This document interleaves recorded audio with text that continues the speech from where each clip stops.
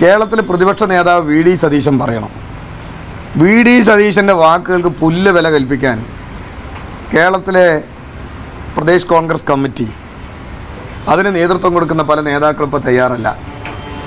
കാരണം V D സതീശനാണ് അയാളിപ്പോൾ പാർട്ടിയിലില്ല എന്ന് തറപ്പിച്ചും ഉറപ്പിച്ചും ആദ്യം മുതൽക്ക് തന്നെ പറയുന്നത്. ആ സതീശൻ്റെ വാക്കുകൾക്ക് എന്തെങ്കിലും തരത്തിലുള്ളൊരു വില ഈ കേരളത്തിലെ സതീശനോളം തലയെടുപ്പുള്ള കോൺഗ്രസിൻ്റെ നേതാക്കൾ വകവയ്ക്കുന്നുണ്ടോ? രാഹുൽ മാങ്കൂട്ടത്തിൽ നേരത്തെ നിയമസഭയിൽ പോയപ്പോൾ നമ്മളെല്ലാവരും കണ്ടതാണ്. അദ്ദേഹത്തെ നിയമസഭയിലേക്ക് ആനയിച്ചത് തിരുവനന്തപുരത്ത് യൂത്ത് കോൺഗ്രസിൻ്റെ ജില്ലാ പ്രസിഡൻ്റായിരുന്നു. ഇന്നലെ പാലക്കാട് എത്തിയെന്നാണ് നിങ്ങളെപ്പോലുള്ള വാർത്താ മാധ്യമങ്ങളിലൂടെ ഞങ്ങളെല്ലാം മനസ്സിലാക്കിയത്. ഇന്നലെ ഇവിടെ എത്തിയപ്പോൾ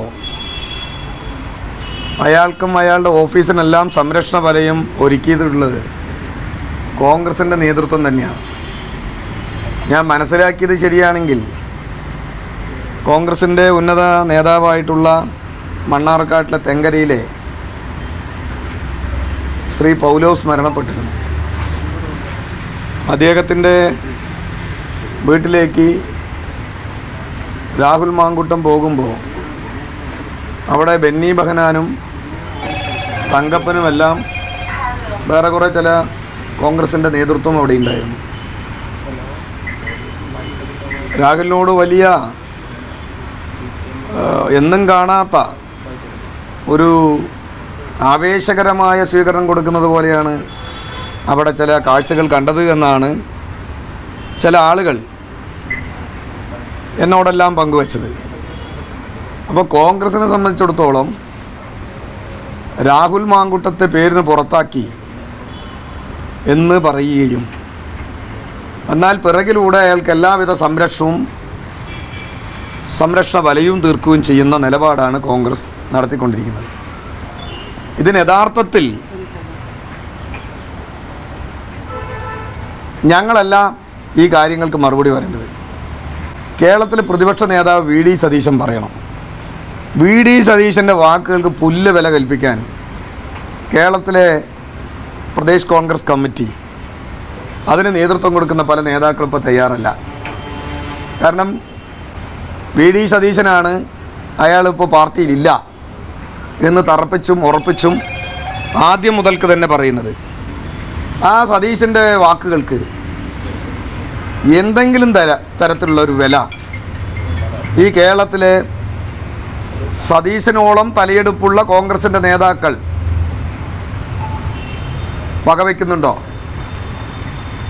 രാഹുൽ മാങ്കൂട്ടം പുറത്തായി എന്ന് വി ഡി സതീശനും, എന്നാൽ അങ്ങനെ ഇയാളെ മാറ്റി നിർത്തേണ്ടതില്ല, അയാളെ കണ്ടാൽ സംസാരിച്ചാൽ എന്താ തെറ്റ് എന്നൊക്കെ ന്യായം പറഞ്ഞ് പിറകിലൂടെ അദ്ദേഹത്തെ സംരക്ഷിക്കുന്ന സമീപനം കോൺഗ്രസിൻ്റെ നേതൃത്വം തന്നെ കാണിക്കുകയല്ലേ? അതീവ ഗുരുതരമായ ഒരു ആരോപണമല്ലേ നമ്മളെല്ലാം ഈ പറയുന്ന രാഹുലിനെതിരെ മാധ്യമങ്ങളിലൂടെ ചാനലിലൂടെ കേട്ടറിഞ്ഞത്. ആ കേട്ടറിഞ്ഞത് വസ്തുതയാണ് എന്നാണല്ലോ അദ്ദേഹം ഇതുവരെ അതിനെതിരെ പറയാതിരുന്നിട്ടുള്ളതും. അതിൻ്റെ ശാസ്ത്രീയമായ തെളിയിക്കുമെന്ന് പറയാൻ രാഹുൽ മാങ്കൂട്ടം ഇതുവരെ തയ്യാറായില്ല. അതുകൊണ്ട് രാഹുൽ തന്നെ അദ്ദേഹത്തിൻ്റെ മൗനത്തിൽ നിന്നും നമുക്ക് വ്യക്തമാകുന്നത് ഇത് ശരിയാണ്.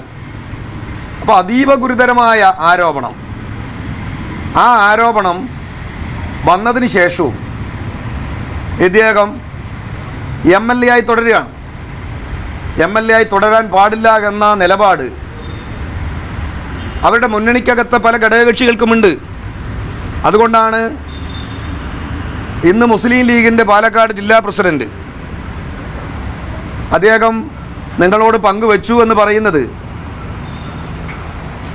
അയാൾ, അതായത് രാഹുൽ മാങ്കൂട്ടം അഗ്നിശുദ്ധി വരുത്തിയിട്ട് തിരിച്ചു വന്നാൽ മതി എന്ന പ്രസ്താവനയായിരുന്നു എന്നാണ് കേൾക്കുന്നത്. അപ്പോൾ മുസ്ലിം ലീഗിന് ആ കാര്യത്തിൽ കൃത്യമായ ഒരു നിലപാടുണ്ട്. കാരണം ലീഗിനെ സംബന്ധിച്ചിടത്തോളം അവർക്കുണ്ടായ ഒരു അനുഭവം ഉണ്ടല്ലോ, അവരുടെ മുൻകാല ഒരു അനുഭവം ഉണ്ടല്ലോ. കുഞ്ഞാലിക്കുട്ടിയുമായി ബന്ധപ്പെട്ടൊരു കേസ്, ഇതുപോലെ ഒരു സ്ത്രീ വിഷയവുമായി ബന്ധപ്പെട്ട കേസാണ്. ഞാൻ അതിൻ്റെ ഉള്ളിലേക്കൊന്നും പോകാൻ ഉദ്ദേശിക്കുന്നില്ല. പക്ഷേ അന്തസ്സായ ഒരു തീരുമാനം അന്ന് കുഞ്ഞാലിക്കുട്ടിയും ലീഗും സ്വീകരിച്ചല്ലോ. അദ്ദേഹം മന്ത്രിയായിരുന്നു, മന്ത്രി സ്ഥാനം രാജിവെച്ചു.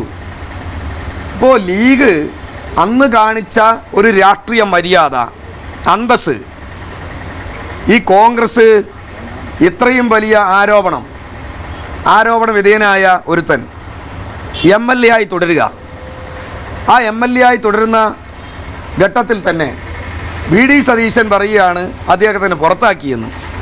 എന്നാൽ കുറേ കോൺഗ്രസിൻ്റെ നേതൃത്വം എന്ന് പറയുന്നത് അയാൾ എവിടെയെല്ലാം പോകുന്നുണ്ടോ അവിടെയെല്ലാം അയാൾക്ക് വേണ്ട സംരക്ഷണം കൊടുക്കുന്നു.